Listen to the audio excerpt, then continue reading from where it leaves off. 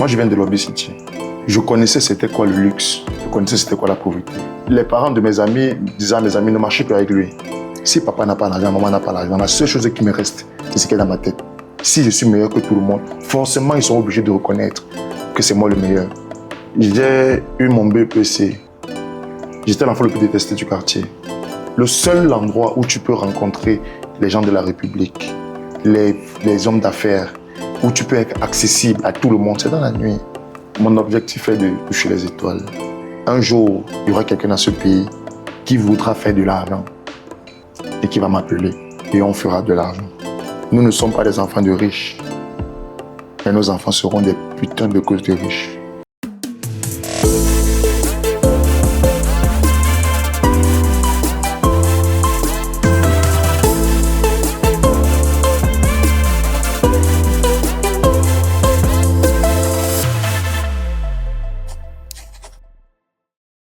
L'auteur disait, si tu ne vois pas encore ta beauté, ne cesse pas de travailler sur sa propre statue, pour dire qu'en chacun de nous regorge les qualités nécessaires pour accomplir de grandes choses.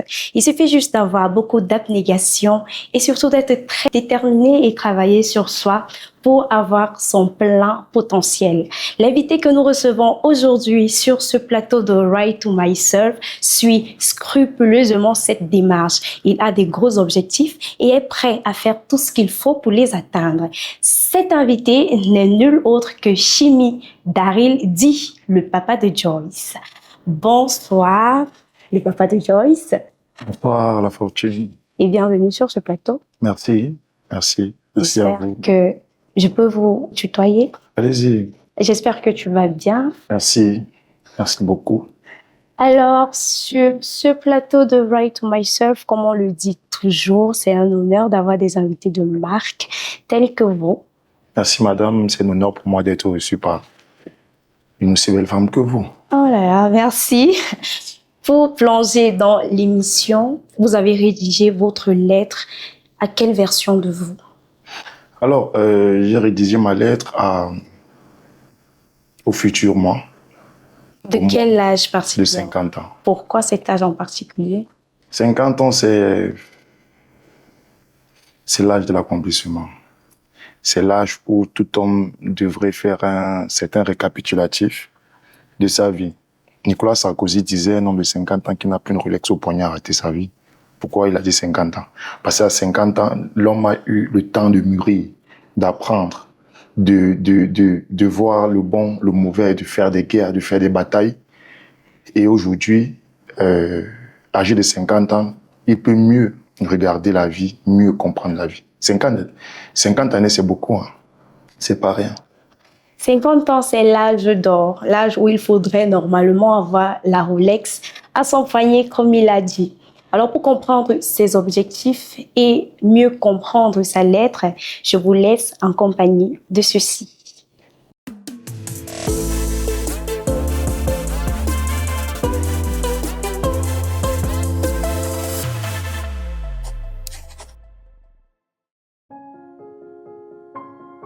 Cher moi, si tu lis cette lettre aujourd'hui, c'est que la vie continue d'avancer et que moi aussi. Moi, j'ai t'écrit depuis un moment de ma vie où tout est encore en construction. Rien n'est totalement stable, rien n'est totalement acquis, mais les rêves, eux, sont bien là. Aujourd'hui, je suis dans une période où on apprend encore la vie. Une période où on tombe parfois, mais où on se relève toujours. Je ne sais pas encore exactement quel homme tu es devenu, mais je sais quel homme j'essaie de construire. Aujourd'hui, je me bats. Je me bats pour mes projets. Je me bats pour mes ambitions.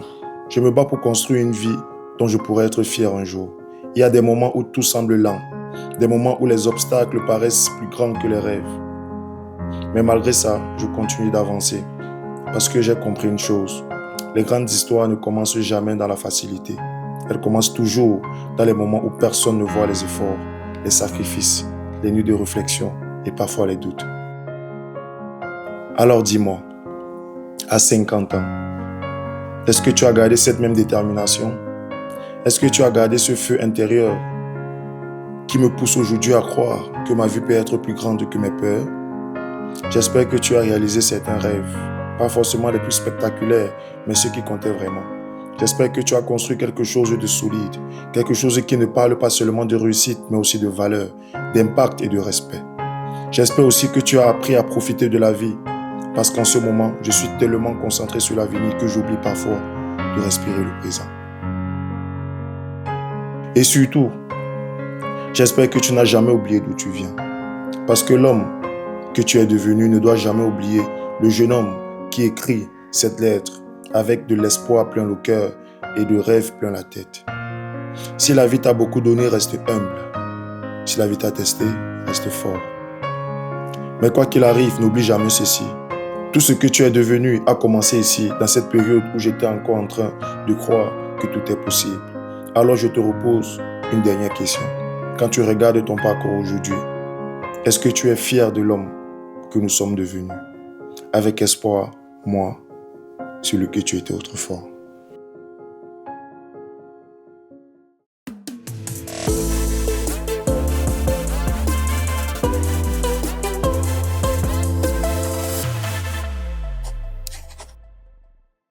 Des objectifs très ambitieux, je vous prévenais avant de nous séparer. Alors, le papa de Joyce, si tu devais replonger dans le moment où tu rédigeais cette lettre, qu'est-ce que tu ressentais à ce moment-là? À ce moment-là, Fortune, je ressentais beaucoup d'émotions. C'était un mélange de peur, de fierté et de courage. Parce que je me disais, je suis en train d'envoyer une lettre à quelqu'un qui est là, qui forcément dans un autre univers vit. Sachant pas comment il est, ayant cette caricature-là de lui dans ma tête, j'écrivais un message à un ami, un grand frère, à quelqu'un dont j'étais sûr de recroiser, dont je suis sûr de recroiser dans 21 ans. Un mélange de peur. Et justement, dans votre lettre, ce mot revient beaucoup. De quoi avez-vous peur? De ne pas donner mon maximum. De ne pas laisser tout le potentiel que j'estime avoir moi s'exprimer. Vous savez, on vit dans une société où peu de personnes croient à d'autres personnes, aux jeunes. Quand tu n'es pas de la même famille que quelqu'un, quand tu n'es pas du même siècle que certaines personnes, c'est difficile que quelqu'un te tende la main. Alors, il y a cette peur-là, venant d'en bas, étant orphelin de la République. Il y a toujours cette peur-là de se dire, est-ce que ça va marcher? Est-ce que le système acceptera? Est-ce que je serai à la hauteur des obstacles à venir? Est-ce que le système acceptera quoi concrètement? Quel est ton objectif? Mon objectif est de toucher les étoiles. Oui, en faisant quoi? Tu te vois où? Donc, en 50 ans, c'est forcément que tu voudrais avoir l'argent, avoir déjà accompli beaucoup de choses, mais lesquelles? Quelles choses concrètement? Je ne vais pas faire déballage de tout, mais de mes ambitions ici sur le plateau. Vous êtes une grande chaîne de télé, ça essaie d'aller partout. Mais je vous dirais, à 50 ans, je voudrais être assis et voir plusieurs personnes profiter de mon travail. Je veux montrer la route.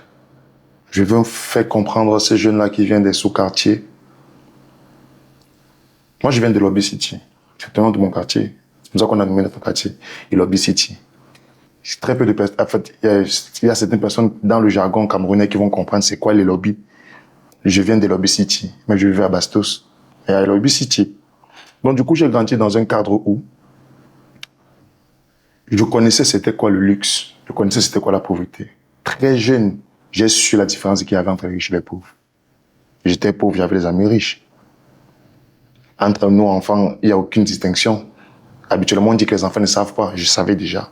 À 10 ans, je savais déjà. Là, il y a l'argent. Là, il n'y a pas l'argent. Je savais que mon papa n'avait pas. Je savais que le papa de l'autre avait. En grandissant maintenant, j'ai pu comprendre les réalités. Me dire, pour arriver là, il faut faire ça. Pour arriver là, il faut faire ça. Je veux montrer aux jeunes qui viennent des sous-quartiers, montrer aux jeunes qui sont orphelins de la République, comme je dis toujours, que c'est possible de partir de rien et arriver au sommet.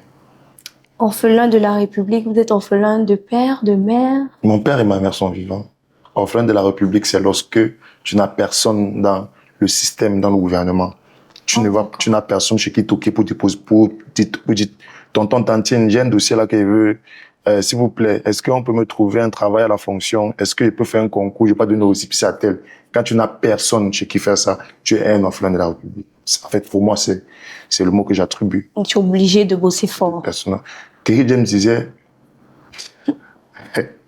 j'aime beaucoup Kerry James, j'aime beaucoup le rap. Ça fait partie des choses qui m'ont forgé. Kerry James disait,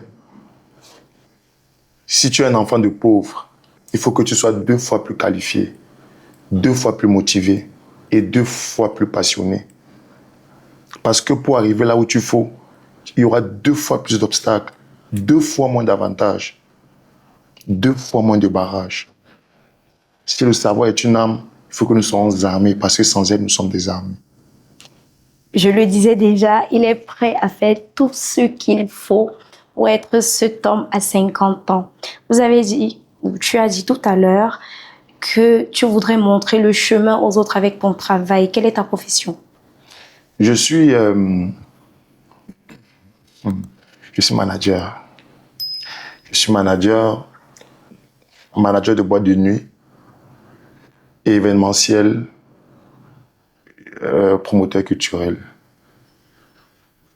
Et avec ce métier-là, qu'est-ce qu'on peut montrer? Quel est le chemin qu'on peut montrer aux jeunes, aux enfants orphelins de la rue, aux orphelins de la République, comme vous les appelez?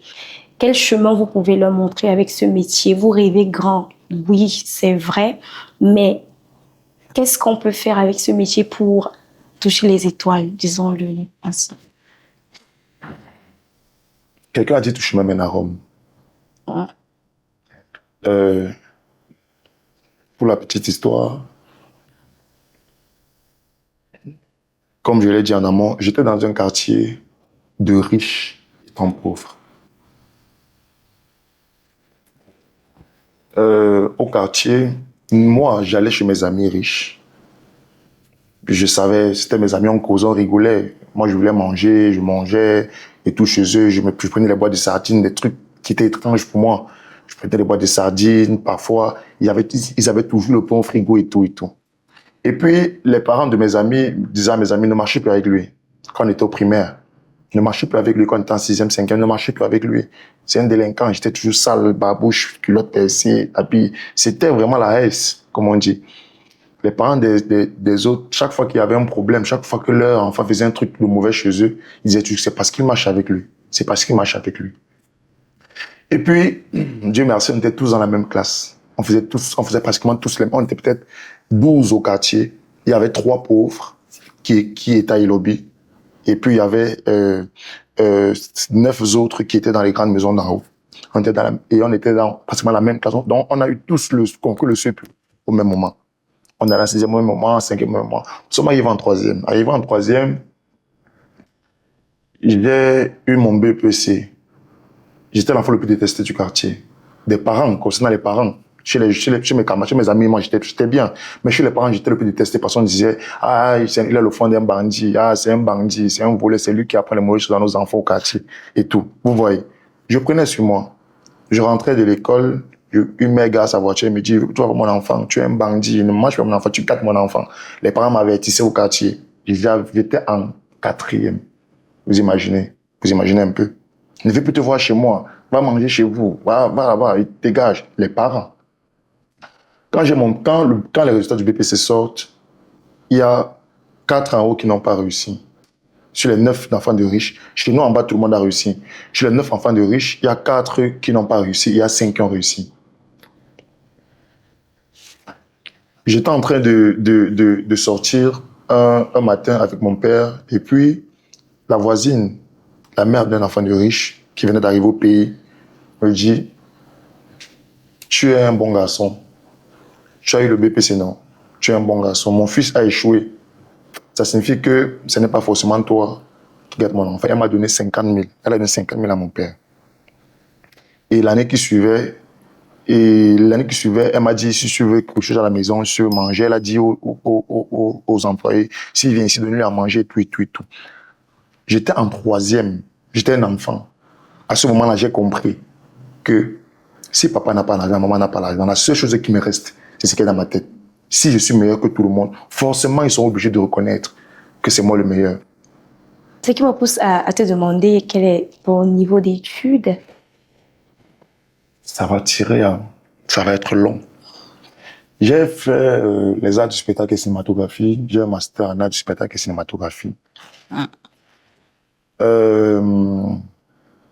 Je peux dire que j'ai un master en communication des organisations.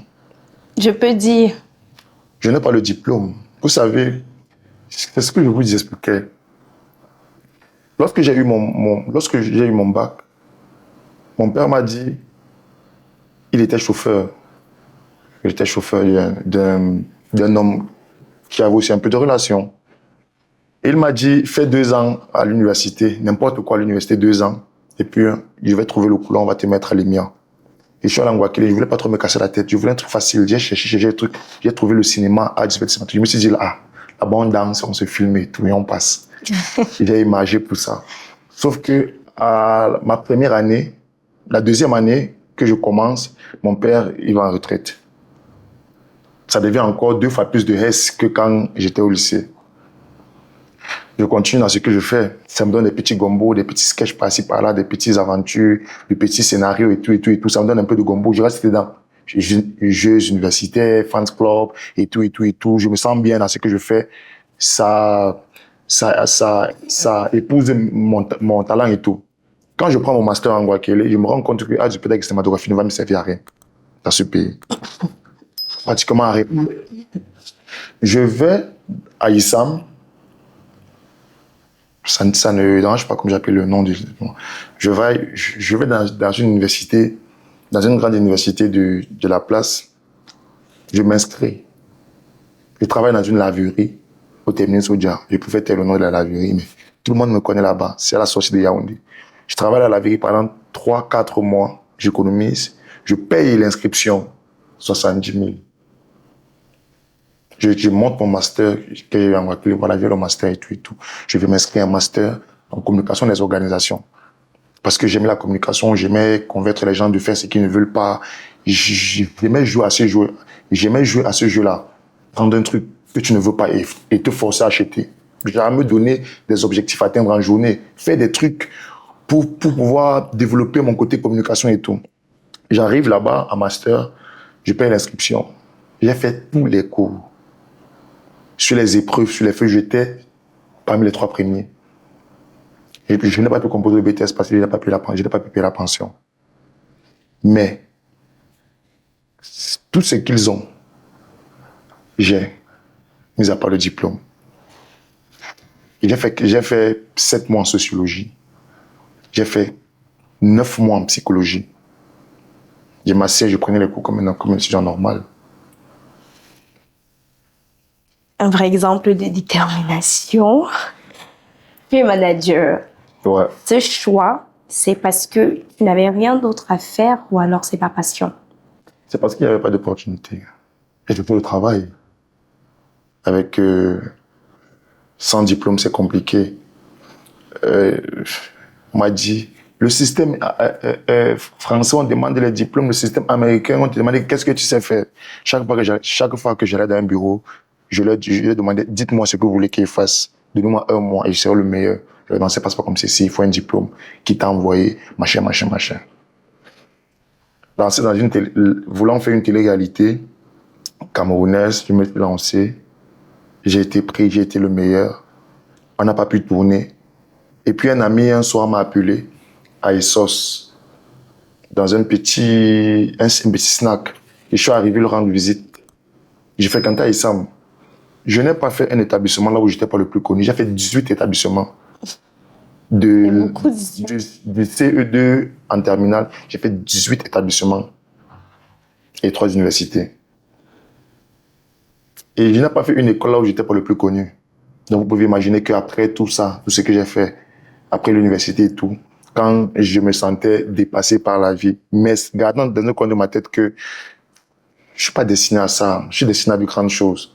J'arrive là-bas et puis il me dit, tu peux venir, comme tu connais beaucoup de filles et tout, Tu peux venir travailler ici de temps en temps, tu vas inviter certaines personnes, tu fais TikTok, tu es un peu connu sur les réseaux et tout. Voilà, essaie un peu de venir et tout. Tu ne vas pas manquer tes 10 000, tes 15 000. J'ai commencé la nuit pour 15 000, 20 000. Je me retrouve où je me retrouve aujourd'hui. Et aujourd'hui, tu gagnes mieux ta vie? Aujourd'hui, je gagne nettement mieux ma vie par rapport à avant. Ce n'est pas encore ce à quoi j'aspire. Mais aujourd'hui, je pense que l'objectif avec lequel je suis entré dans la nuit était différent. Je ne suis pas entré dans la nuit pour faire comme les autres. Il y a une ligne bien tracée, une ligne. Le seul endroit où tu peux rencontrer les gens de la République, les hommes d'affaires, où tu peux être accessible à tout le monde, c'est dans la nuit. En journée, tu vas pas croiser je vais mettre ça entre parenthèses, tu vas pas croiser un procureur dans son bureau. Moi, pourquoi on va me laisser entrer? Dans la nuit, je sais ce qu'il veut. Forcément, forcément, on va se parler, forcément, on va se côtoyer, forcément, il y aura des relations qui vont se faire. Si tu avais le choix, Oui. si tu devais faire un métier, le métier de tes rêves, ce serait lequel? Je serais manager. Pas forcément de boîte de nuit, mais je serais manager. Je serais tout le temps entre 2-3 avions, entre 4 hôtels, entre 3 pays. Je serais en train d'être appelé pour des sociétés qui sont en train de faire faillite. Des sociétés qui vendent, je sais pas moi, je sais pas, qu'est-ce qui ne passe plus. Je serais appelé à Express Union, par exemple. Ils vont m'appeler, ils vont me dire, l'entreprise est en train de mourir, fais quelque chose. Je serais fier de remettre ça au top et qu'ils disent que, on a eu un petit là, c'était un génie. Je sais pas si vous voyez. Je veux être le manager des défis. Celui-là qu'on appelle, je veux être le Olivia Pope de la communication en Afrique. Oh là, je vais être le Olivia Pope de la communication en Afrique, c'est fort. Vous pensez Olivia Pope? Oh, bien sûr, c'est très fort. Alors, quels sont les obstacles que tu rencontres, les obstacles à l'accession à tes rêves?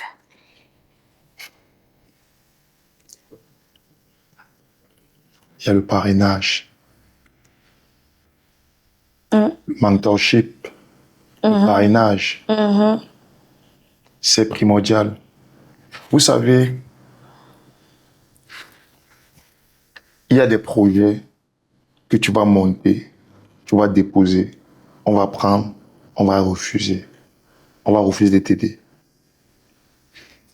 Il y a des projets que j'ai déposés sur des tables, sur plusieurs tables, sans suite, parce que c'est moi qui les avais déposés. Il y a des projets que j'ai montés. Après, j'ai rencontré un fils de la République et je lui ai dit, voilà le projet et tout. Et puis il m'a dit, ok, on va montrer à papa. On a montré à papa. Papa voulait que son fils soit le propriétaire total du truc et que moi je sois un assistant. Je lui ai dit, non, c'est mon projet. C'est moi. Finalement, le projet est en stand-by. Si tu montes un autre projet, tu prends un avocat, tu lui dis, voilà, je veux que tu me montes une entreprise et tout, les papiers légaux et tout, et tout, et tout, et tout. Tu demandes 400 000, tu lui donnes 400 000, il mange tous les 400 000. Tu vas pour te plaindre, il te dit qu'il est avocat. Dans cette république, il y a trop d'obstacles. Il y a trop d'obstacles. Mais comme on dit, chaque baignant a son client, comme on dit au quartier. Chaque baignant a son client. Un jour, il y aura quelqu'un dans ce pays qui voudra faire de l'argent et qui va m'appeler et on fera de l'argent. Et on te le souhaite. On fera de l'argent. On marquera les esprits. Dans ce processus, depuis, disons, l'école primaire, non, à l'école primaire, je pense pas qu'on ait déjà des gros échecs. Depuis que tu es entré dans la vie active, Oui. il y a forcément eu des échecs. Alors, quel est ton plus grand échec? Déjà, il faudrait qu'on sache. Je ne suis pas sûr que ce que vous considérez comme un échec, je le considère aussi comme un échec. Alors, éclairez-moi, qu'est-ce qui est considéré comme échec? Moi, je n'ai jamais connu d'échec. Jamais. À chaque fois que je n'ai pas réalisé ce que je voulais, à chaque fois que ce que j'ai prévu ne s'est pas passé comme j'ai prévu, ça a été une leçon. Une leçon ne saurait être un échec. Un échec, c'est quand tu perds.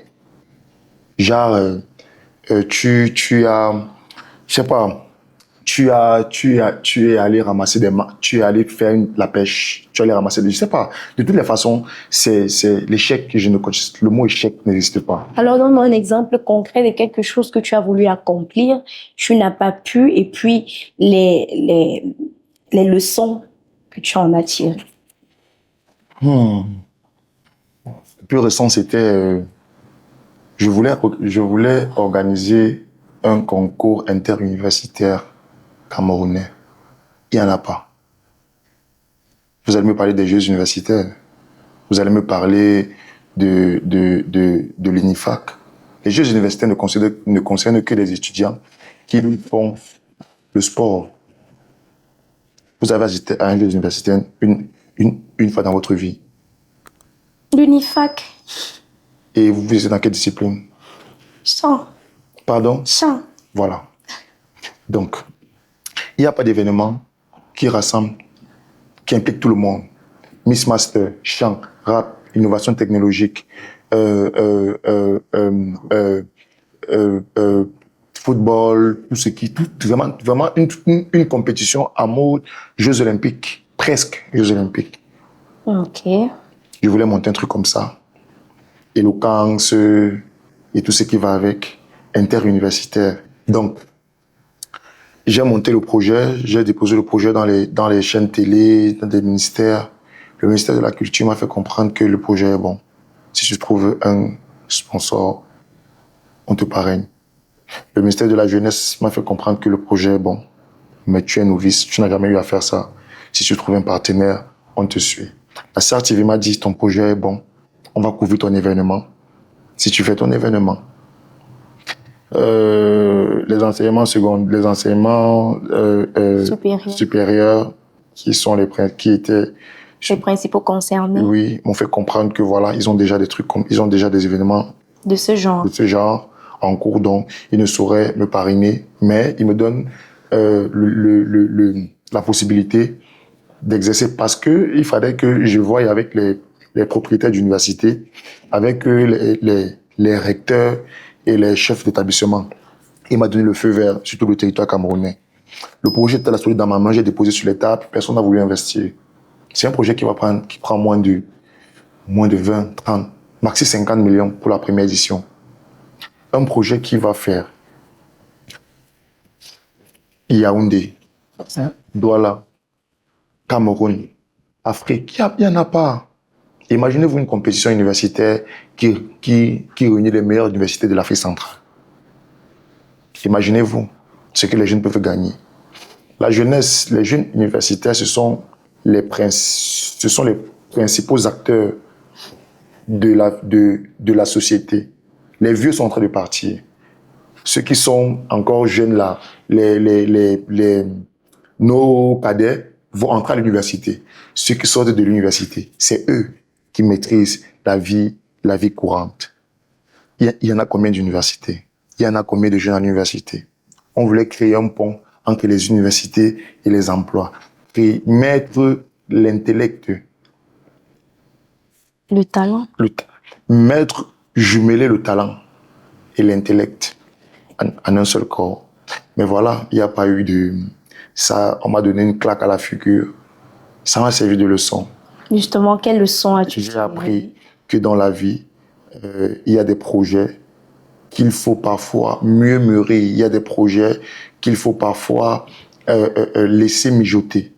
Que ce n'est pas sur tous les projets que tu as que tu dois t'exhiber, t'agiter. Ce n'est pas parce que toi, tu crois que le projet est bon, qu'il est forcément bon. Il y a des failles, il y a des règles, il y a des normes à respecter. Est-ce qu'il t'arrive de vouloir abandonner? Oui. Je pense que tout le monde, toute personne honnête, dira que oui. Mais on va garder la tête haute. Si je n'étais pas noir, si je n'étais pas camerounais, si je n'étais pas camerounais, si je n'avais pas grandi dans la pénombre, si je n'avais pas grandi dans la haisse, C'est que peut-être je me suis dit, c'est que peut-être j'ai ôté mes juges. Vous ne pouvez pas savoir ce que ça fait de se sentir incapable, impuissant, en retard, lent. Savoir que tu es meilleur que les autres, mais les autres sont devant. Je sais. Toi, tu es derrière. Je sais. D'être quelque part, il se dit, c'est moi le meilleur. Mais on te dit, tais-toi, assieds-toi, ferme ta bouche, accepte. Crois-moi, je sais. Donc, du coup, dans mes moments les plus sombres, je me suis dit, il y a un Dieu, il y a un être suprême. Chacun va l'appeler comme il veut. Chacun va lui donner le nom qu'il veut. Mais il y a un être suprême. Et l'être suprême sait exactement à quel moment tu donner ce qu'il faut. Je sais exactement de quoi je parle. Il sait que pour le moment, tu dois être l'enclume. On va te frapper. Quand tu seras le marteau, toi aussi frappe fort. Frapper fort? Mais ça veut dire que vous êtes rancunier. Non. Comment est-ce que tu comprends cette phrase-là? Aujourd'hui, tu es l'enclume, demain, on te frappe fort. Demain, tu seras le marteau, à ton tour de frapper fort. J'ai 2 petits frères qui ont grandi dans les jupes de leur mère, qui était ma belle-mère. Moi, quand j'avais 10 ans, je faisais l'eau puits. Moi, quand j'avais 10 ans, je faisais les chantiers. Je coulais les dalles. C'est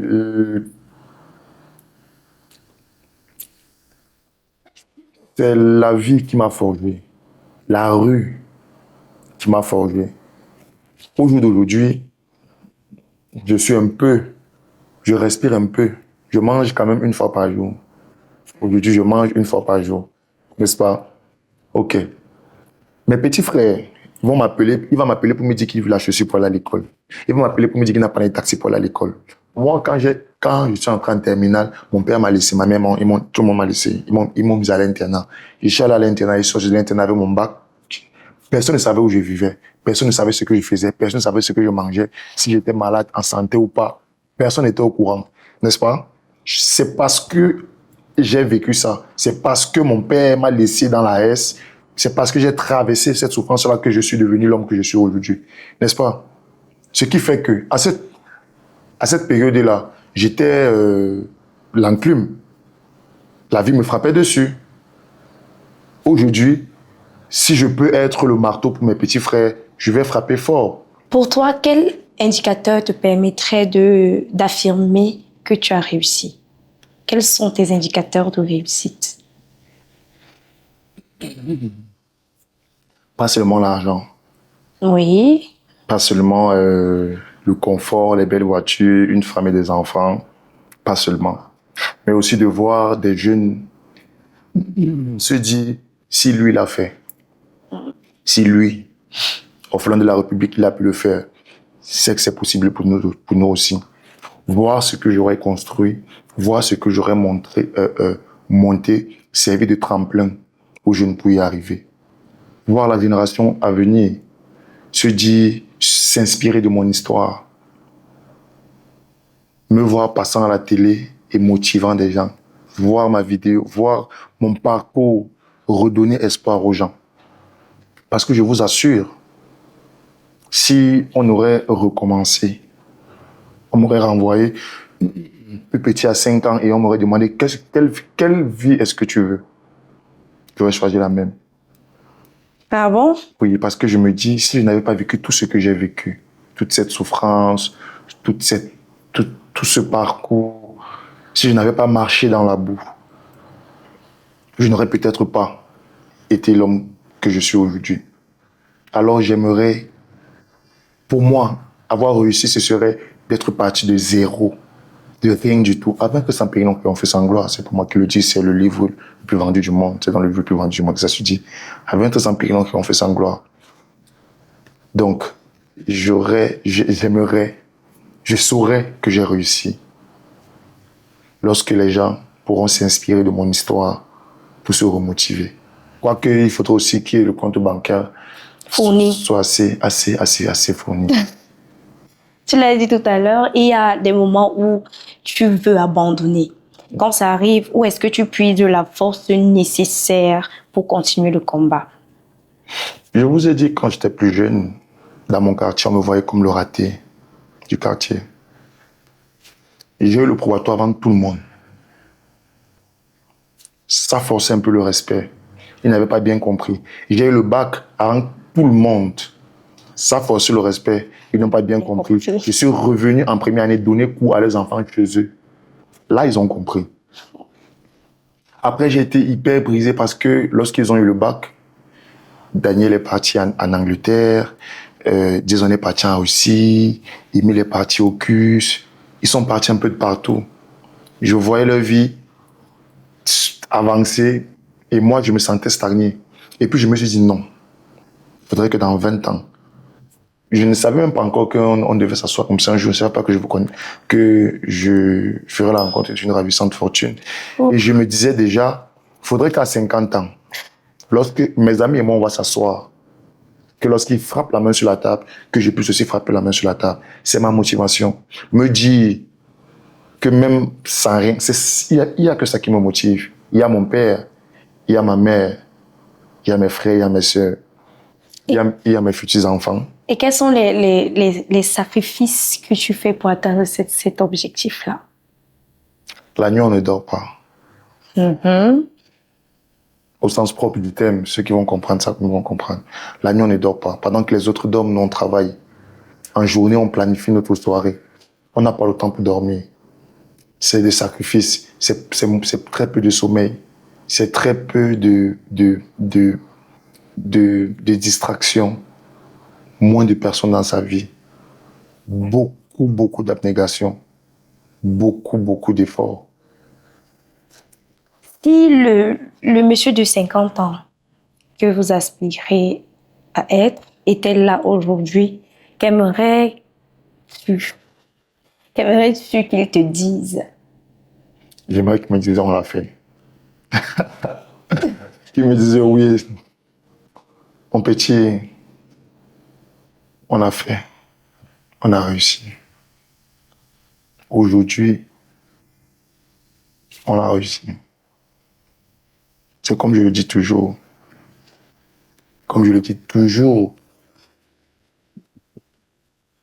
Nous ne sommes pas des enfants de riches. Mais nos enfants seront des putains de causes de riches.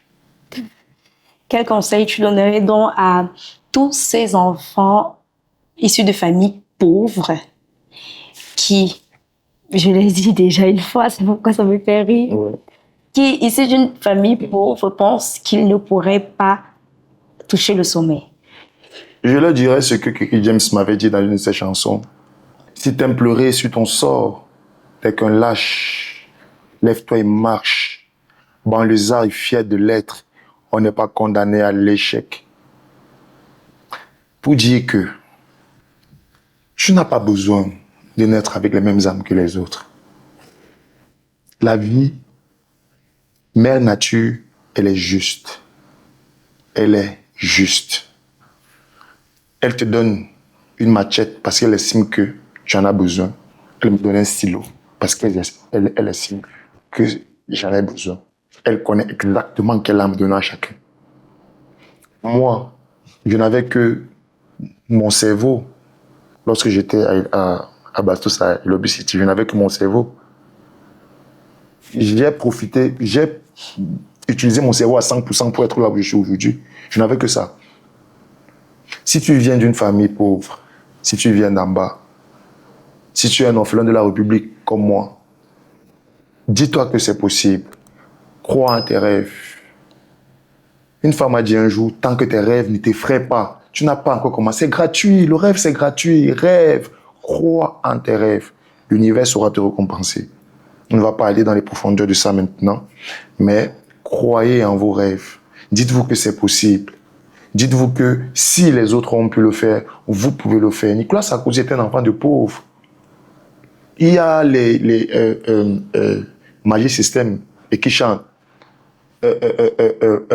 Laurent Gbagbo, enfant de pauvre, aujourd'hui président de la République. Didier Samuel Eto'o, enfant de pauvre. Aujourd'hui, Alexandre Song, enfant de pauvre. Fally, enfant de pauvre. Le papa de Joyce, enfant de pauvre. Dans 50 ans, on trouvera le mot. Futur riche. Multimilliardaire. Alors, je vais pas clôturer cet épisode sans savoir pourquoi le nom Le Papa de Joyce? Pourquoi ce nom? Alors, le papa de Joyce, c'est parce que je ne voulais pas rattacher ma vie nocturne, mon travail à ma vie privée. C'est pareil sur TikTok. Le nom sur TikTok est différent du nom de la nuit, qui est différent de mon propre nom. Très peu de personnes, peut-être après cette émission, vous m'appelez avec mon vrai prénom ou mon nom, mais c'est quelque chose que je ne mélange pas mon intimité personnelle avec mes activités nocturnes. On ne sait pas là où je peux me retrouver demain.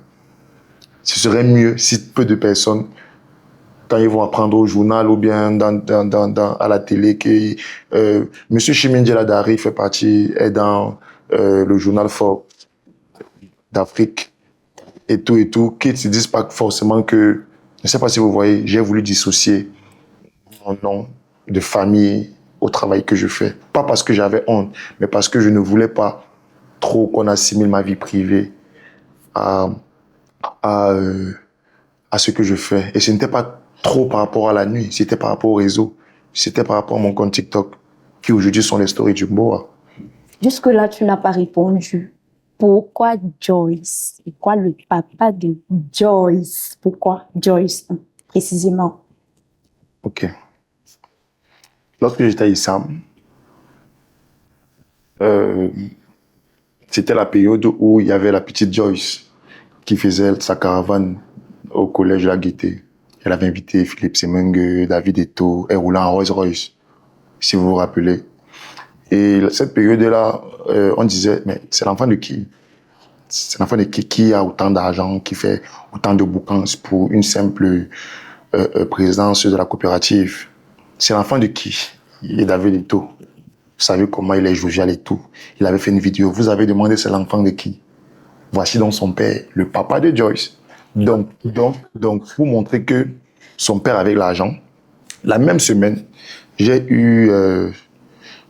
bouffé la cotisation à l'époque, lorsque je jouais au Djambo à l'époque. J'ai bouffé la cotisation chez Kamanga. Ils vont comprendre.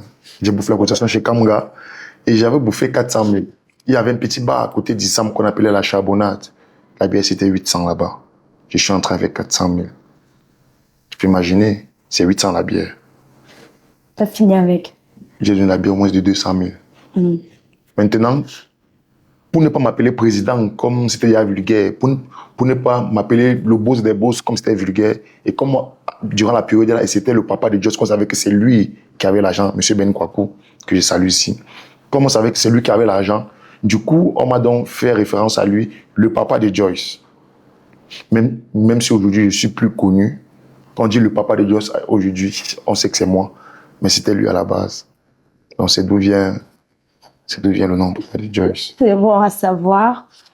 Mesdames et messieurs, de cet épisode, je retiens quelque chose. Quand on est orphelin de la République, on n'a pas le droit d'abandonner. Moi-même, je suis orpheline de la République et je ne vais point abandonner, je serai Olivia Pope de la communication. Bon, C'était tout pour cet épisode de Right to Myself. C'était la Fortune Lingue, la voix du bonheur. Bye bye.